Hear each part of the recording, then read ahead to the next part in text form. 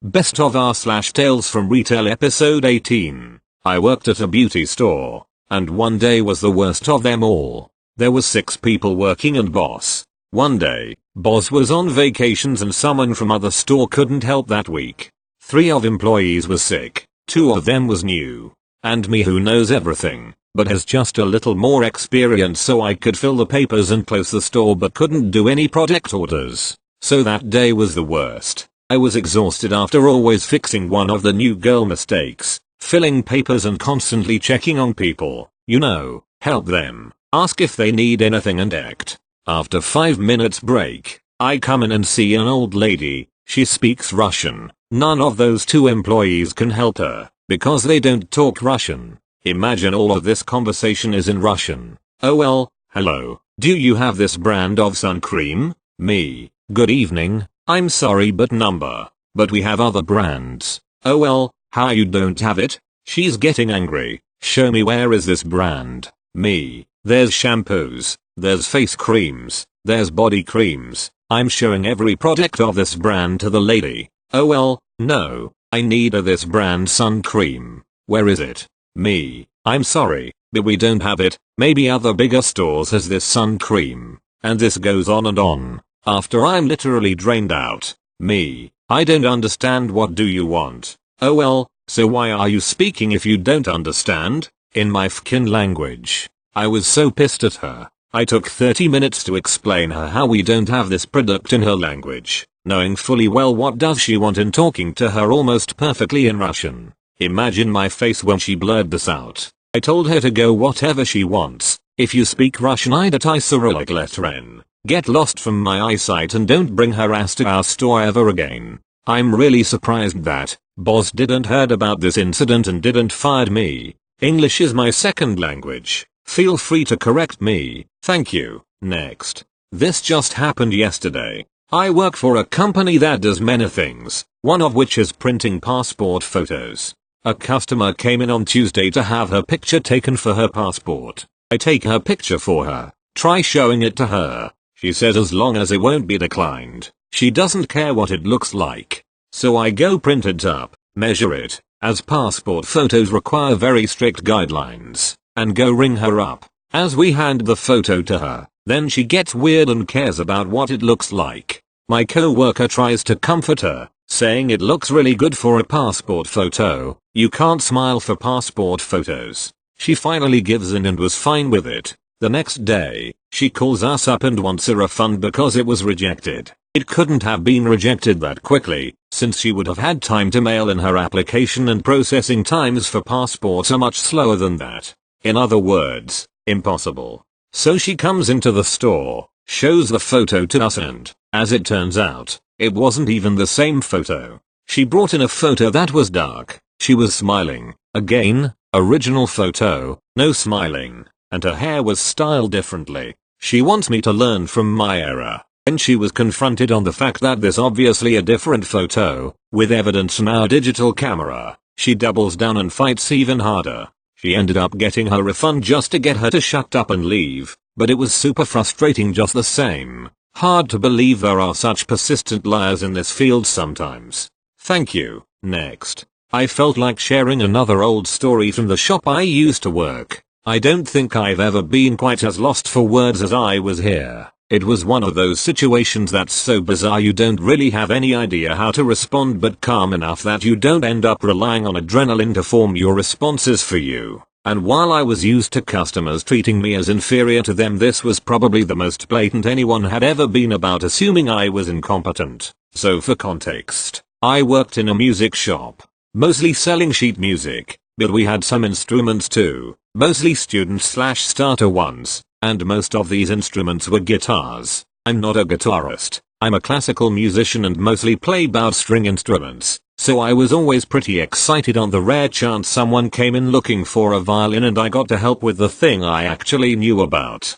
It was one of those rare days. I had a customer, a nice older man, looking to buy a violin to start learning with. The manager was around too, but the interaction was mostly between me and the man, seeing as it was my area. I was in the violin section with the customer, talking to him about the different violins, and just as he chose the one he wanted to try, a mother and her two mid-late teen children walked in. Now, the violin section was right next to the counter, so when they came up to it, they were inevitably right next to us. But of course I expected them to just speak to my manager who was sitting behind it. Instead, the two teenagers made a beeline for me and the man, and just as I was about to show him how to hold it, they came and stood literally between me and the customer and started showing him how to hold the violin. They didn't acknowledge me or even give me a second glance. They just took one look at what was happening, assumed they knew better and stepped in. I tried multiple times to politely step back in myself, but my manager was incredibly awkward about dealing with weird customers, so I always felt I had to avoid confrontation in any way if she was just sitting there allowing something to happen. After several minutes of the teenagers straight up attempting to do my job for me, I just gave up and went and sat behind the counter. The man wasn't even listening to me anymore and was taking everything these kids were saying on board. I felt like I was no longer a part of the interaction, and hovering about at the side while they ignored me seemed weirder than just stepping away. As I returned to my spot behind the counter, the mother gave me the most condescending smile and said, "Well, of course, they are both grade 8 so," and trailed off, as if no more explanation was required, and that was a good enough reason for why her children were more qualified to help the customer than I was. I don't feel like I should have to say this, but this wasn't the only time I had people assume I didn't actually play an instrument, or assume I wasn't any good at it anyway, so I probably do have to mention it. I did have grade 8, I'd taken it in my teens myself, over a decade before this story took place, and had had plenty more musical education since then, meaning I knew quite a lot more than a couple of teenagers who'd presumably fairly recently got their grade 8. Also worth mentioning for any non-musicians, / possibly also non-English people, I have no idea if graded music exams are the same in other countries, that having grade 8 in your mid-late teens isn't particularly impressive. It's not bad either, but almost anyone who's been learning since childhood and takes it seriously has done their grade 8 by that point. It's not really a boasting point when you're around other musicians, because we've all met hundreds of teenagers with grade 8 in their instrument, and most of us were one at some point as well. I kind of wish I'd said all of that to them, to be honest, but like I said, if my manager didn't say anything then I felt like I couldn't really either, so I just gave her my least convincing smile and didn't answer, letting her believe I was just so inferior to her genius children. And once they'd bought the books they came in for and left, I had to go over everything they'd told the man and correct half of it because it was totally wrong. Joy. Thank you. Next. Hi, so I'm on phone, so sorry for the formatting. So I work at a fairly popular clothing outlet store in the UK, and this happened to me the other night while I was cashing up the tills.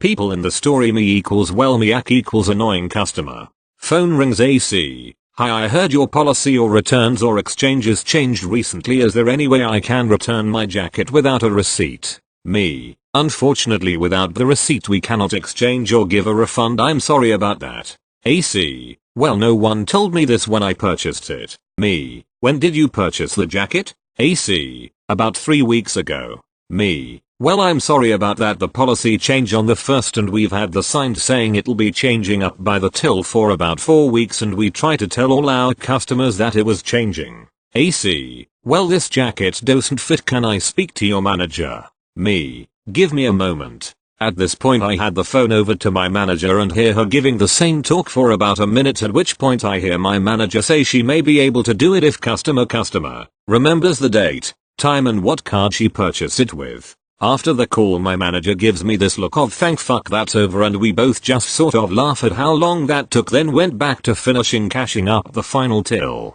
Thank you. Next. Sorry, I just have to get this off my chest. I work at a fairly large bookstore, but the store is usually chill. However, today's been one of those days where I want to throw myself off a building and curse everyone with my blood sacrifice. 30 minutes before the store closes, a man comes in with a return, and I see right off the bat that it's not an item that we carry. It's 2 external battery packs, and I work at a bookstore. You can see where I'm going with this. Therefore, it's not an item that we can return. Customer gets pissy at the answer and screams that he had been in contact with customer service and they directed him to come to our store to do a return. I tell him that as the manager on duty, I know we can't do the return because we can't process it. The item is literally not in our databases and you'll have to take the item to the correct store. He continues to insist that customer service said to bring it in, so I end up calling them because I want to get to the bottom of this. But customer service was just as confused. Customer service just reiterates what I said and the man starts screaming at them, instead saying that he was told specifically to come to this store to do the return. By this point, I've lost all patience when suddenly, a new hire with no self-preservation skills comes along and I can see in the angry, screaming man's eyes that he's imprinted. He immediately dismisses me, a tiny 5 feet lady, the manager on duty, and instead hones in on the new hire. He doesn't acknowledge me at all even though I'm speaking to him, and completely ignores me and only speaks to the new hire, 5'9" dude. He begins the whole thing again with new hire, saying that he has a return.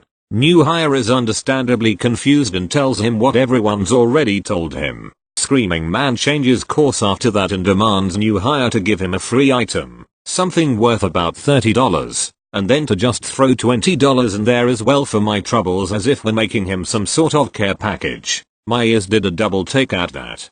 Did I just hear right? Am I in hell? I openly laugh in his face when I realize he's serious, which finally gets his attention. I tell him number. He looks at me like I'm insane and actually utters, completely seriously, these words out of his face: "Oh, this is how customer service works. No, it's not, and you can get out of my store." He then points at new hire. WTF, I'm right here. I've told you multiple times that I'm the manager, and says you're taking responsibility for this, and leaves. New hire is completely uncertain what to do. I tell him to not worry about it, and if he needs to take a breather, to get off the floor. He's earned a break. Anyone else would have taken the break, but he's just genuinely a good guy, so he declines the offer and says he's good. Damn son, what did we do to deserve you? I make him take one anyway. Of course, I am not going to allow this screaming sphincter of a man to single out new hire, so I've alerted all the other managers what's happened as well, and that new hire is not to be blamed in any way or form. If they want, they can blame it on me, and if they fire me, then Dobby will be freed. Oh, but hilariously, that's not the last we've heard of him. After the store's closed, the phone rings, and because I'm busy, one of the other associates pick up. They realize who it is immediately because they've witnessed the whole thing. It's screaming return man. Of course, the store is closed, so therefore, we have no way to help him. Ah well, c'est la vie. Not that anyone could have helped him anyway if he can't differentiate between our store and the one he needs to go to. Thank you. Next. I work in a grocery store as a cashier. We have this free thing where you can save little winter/Christmas figurines. For €15 worth of groceries you get one free. With the action, you can buy some extras such as cardboard boxes to save them and set them up. A guy with a little girl came to my checkout. He was very nice at first. He had this cardboard thing, worth €0.49, and he said it had an action attached to it. Here's the story. There was a sign that said I get this one free if I buy 3 packages of sauce. Me, oh, well I don't go into the store, I just do checkout. Let me check the leaflet of this week. Me, I don't see anything in here mentioning that. Well go take a look because there was a sign. Me, I can't leave the checkout, so maybe you can ask at the service desk. Get a colleague of yours then. Useless F. I deserve to get this for free. I ignored that. I didn't want any trouble. He was really angry. He proceeded to pay and he angrily walked to the counter, and he didn't get the cardboard thing for free, which made my day. When he left the store he gave me the stanky but also really angry eye. I feel sorry for that little girl. P.S. I know he had enough money because we're an expansive store and you don't wanna go here if you can't afford it. Thank you. Next. So, for context, I work in a craft store. I've been there for about a month and I'm new to retail. The other night, I was working overtime, pulling about a 9-1/2 hour shift. At this point, I was on hour 7. I hadn't taken a break, and I was feeling hangry. So, I'm working the floor and a couple of people ask me where a particular item is. I'm unsure where it's at, so I ask someone on my walkie. I'm told by another co-worker what section it's in and take the customers there. While I'm there, they mention that the item they want isn't the size they want. Everything we have is too big. So, I say, have you tried store I work at? One of them responds, we're in store I work at. For a moment, I'm completely baffled, then snap back to reality and say, oh, I'm so sorry. I meant to say have you tried this other craft store, or that other craft store? I've been here for so long that I literally forgot where I was. Luckily, they were polite about my brain fart, but I'm so embarrassed I did that. TLDR, I momentarily forgot what store I worked at while at work.